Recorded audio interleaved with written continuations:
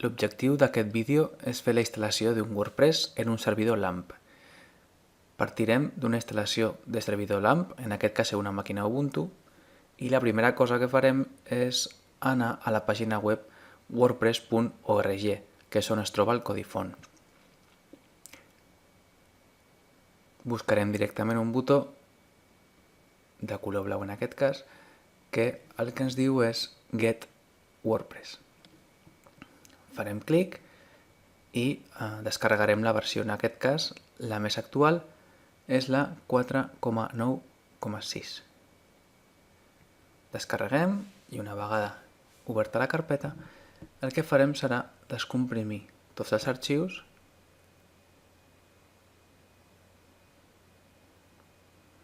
i copiarem tot el contingut a la carpeta /var/3w/html. Ho farem mitjançant el terminal.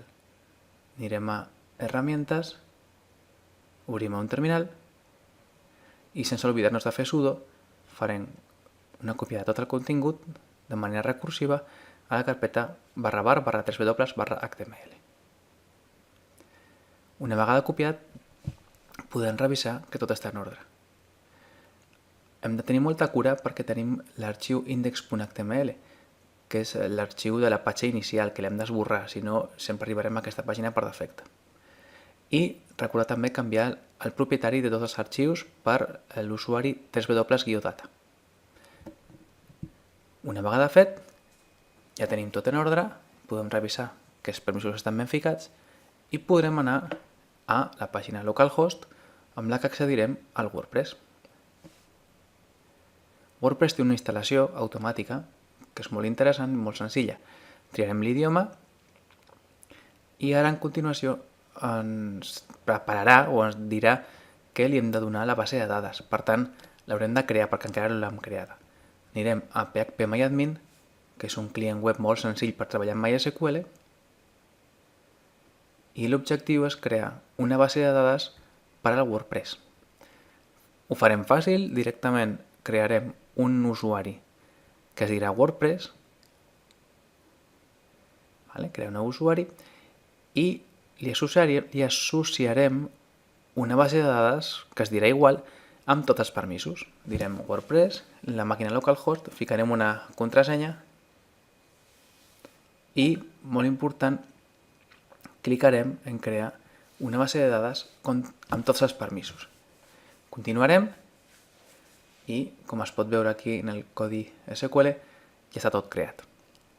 Llavors podem tornar a l'assistent de WordPress, continuem i fiquem la informació.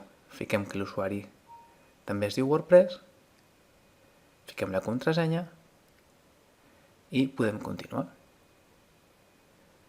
Acceptem i l'única cosa que ens falta és donar-li un títol a la web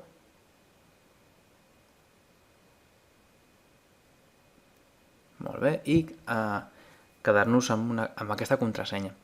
Com és una contrasenya segura, pot ser molt interessant quedar-nos en aquesta per defecte.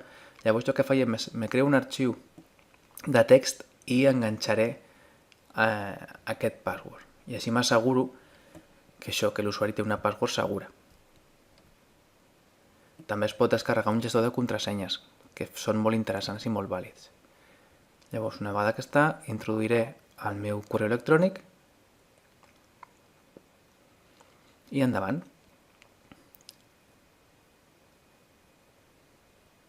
La instal·lació és molt senzilla, ja ha acabat, i ara només hauré de ficar el meu usuari i contrasenya i, com podem veure, ja estic en el backend, en la interfície d'administrador de WordPress i ja puc començar a treballar. Gràcies.